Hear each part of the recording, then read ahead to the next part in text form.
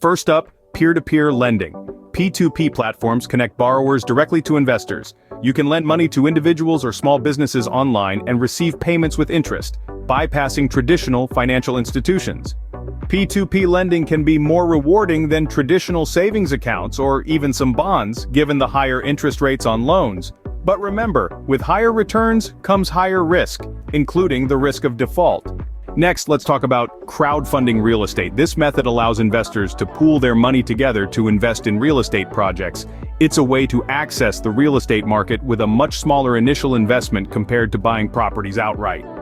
Crowdfunding real estate platforms offer a variety of projects from new developments to renovations, and you can choose where your money goes. Returns can come from rental income or sales profits, depending on the project.